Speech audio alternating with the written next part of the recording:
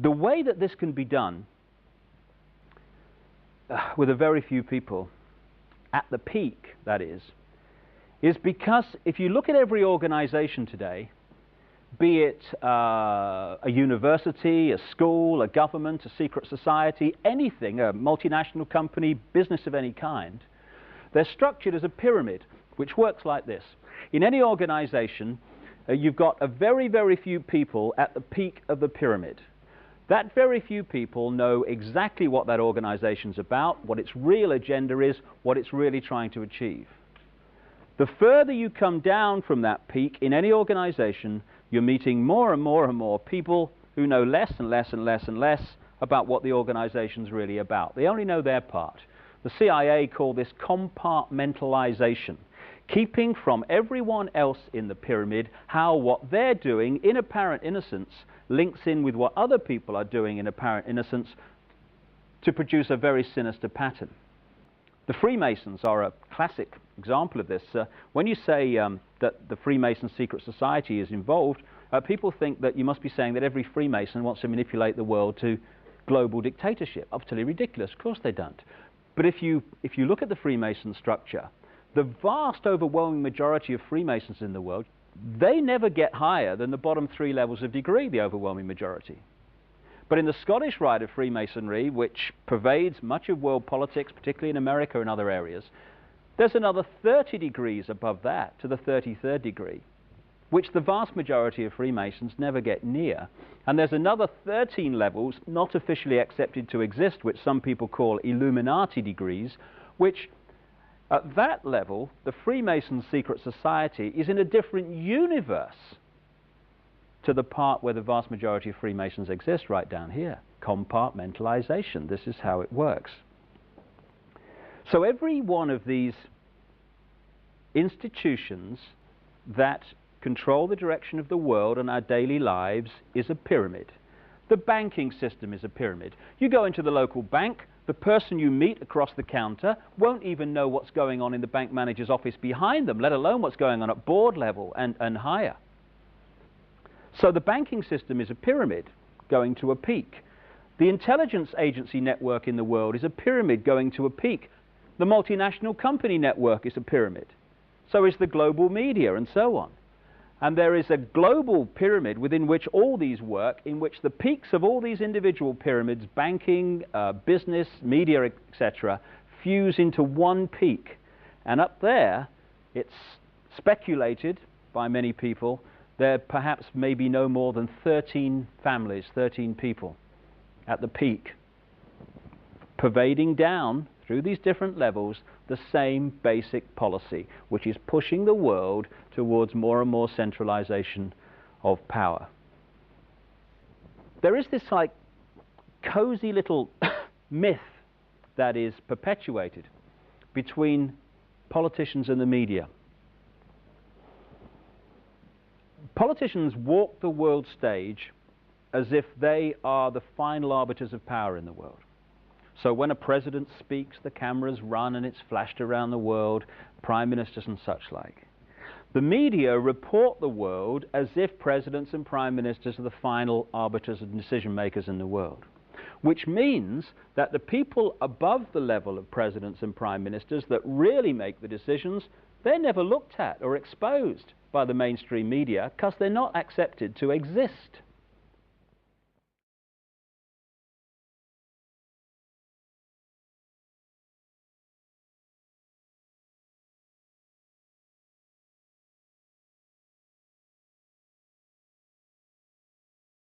Well, I was in the FBI for 27.5 years, and at the time of my retirement in 1979, I was the senior special agent in charge of the FBI Los Angeles office. I developed information personally about just extensive corruption in the government, not only at the federal level, but all the way down to the city and state level across this country. I have information about corrupt judges, corrupt law enforcement, prosecutors, county officials, judges. It involves drugs, involves pornography, involves prostitution, it involves cults, pedophilia. The bottom line is to take over the country and the world. For what, though? Power, greed. This goes back over 200 years, back to 1776, with the establishment of an organization known as the Illuminati. And if your listeners don't know what the Illuminati is, they need to run down to the library and look it up and do some research, because on May the 1st, 1776, a fellow named Adam Weishaupt, German, set forth 25 goals at the request of the Rothschild group that they needed to initiate in order to take over the world. We're talking about destroy the sovereignty of countries and destroy religions. And that's where it really started in modern day. And right today, believe it or not, and we have the documentation for this, we are probably 90%, their goals have probably been filled at the great rate of about 90%. This Illuminati, this group who called themselves the Enlightened Ones, had gained positions of power through control of the banking system. The Illuminati was founded on May 1st, 1776, by Adam Weishaupt, a professor at Ingolstadt University. Weishaupt obviously had been a serious student of the occult, for many of its bizarre features and symbols were incorporated into his organization. Weishaupt had been active in the Masonic lodges of Germany, and found in them the perfect vehicle for recruiting into his secret order, which he described publicly as the highest level of Freemasonry. The Illuminati was formally incorporated into the Masonic lodges at the Congress of Wilhelmsbad in 1780. There were 8 conspiratorial rings within rings, advancing from the outermost novice inward to Rex, or king. The king, of course, was Weishaupt himself, who had adopted the code name Spartacus. Those in the outer rings were told that the grand purpose of the order was to make of the human race, without any distinction of nation, condition, or profession, one good and happy family. But by the time the member had advanced to the level of presbyter, or priest, his oath of absolute secrecy and obedience had become deadly serious. Only then was he allowed finally to see the ultimate goal of the order. It was the destruction of all religion and the destruction of all independent governments, replaced by a new world order, a world government ruled from behind the scenes by the illuminated ones. We have before us the opportunity to forge for ourselves and for future generations a new world order, a world where the rule of law, not the law of the jungle, governs the conduct of nations. When we are successful, and we will be, we have a real chance at this new world order, an order in which a credible United Nations can use its peacekeeping role to fulfill the promise and vision of the UN's founders. I call upon all states to join ranks in order to found the new world order of the 21st century.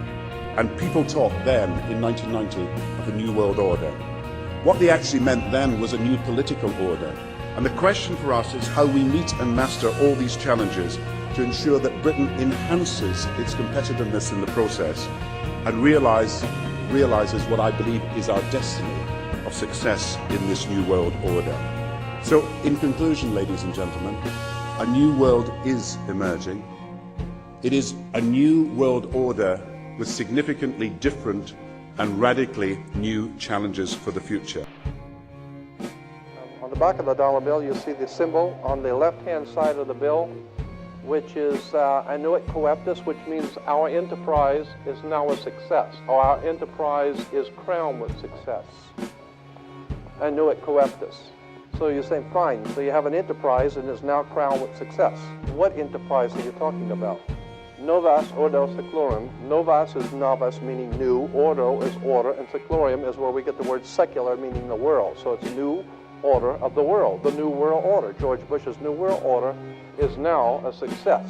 Bill, you've heard an awful lot of dramatic speeches and seen dramatic moments in times of great gravity for the nation. How would you assess this evening? This was a stirring address, in my view, shorter than his father's speech when he announced the New World Order, shorter than his father's speech when he announced the New World Order.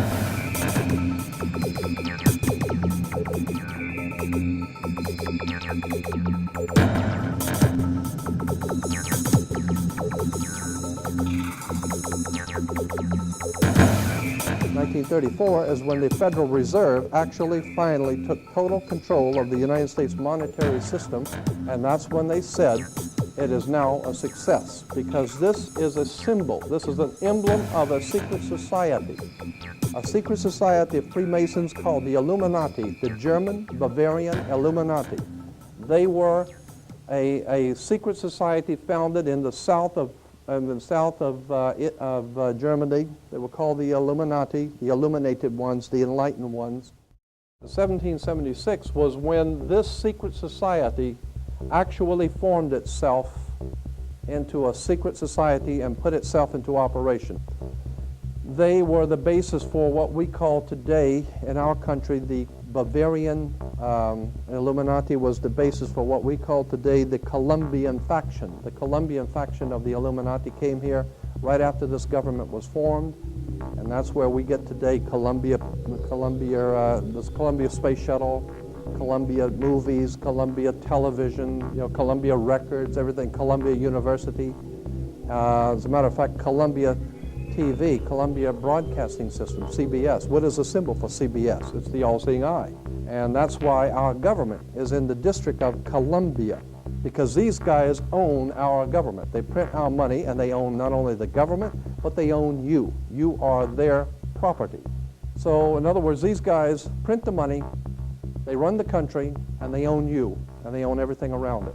And so they make the laws, and that's why they can decide who can kill who and who can get away with who and who can get away with whatever, because they make the laws and they decide, all right? As I said to you before, there are 13 layers in this pyramid. There are 13 letters in Anno Coeptus, but 13 is a very important number to this secret society. There are 13 stripes, there are 13 stars here, which make up the Star of David. The 13 berries, there are 13 leaves, 13 arrows. There are 32 feathers here and 33 feathers there. Everything is done in sequence of 13. 13, of course, is based on, this is what we call Masonic symbolism. Freemasons designed this dollar bill. Everything is done in sequence of 13, and again, I draw your attention to the fact that you have 13 stars here, which collectively make up the Star of David. There's a reason why. On the $1 bill at the top, you'll see this little image right here. But if you blow it up from an actual photograph, you'll see it is it's a little owl. It's a symbol of the Bohemian Society. The Bohemian Society meets in California on the last 2 weeks of July of every year.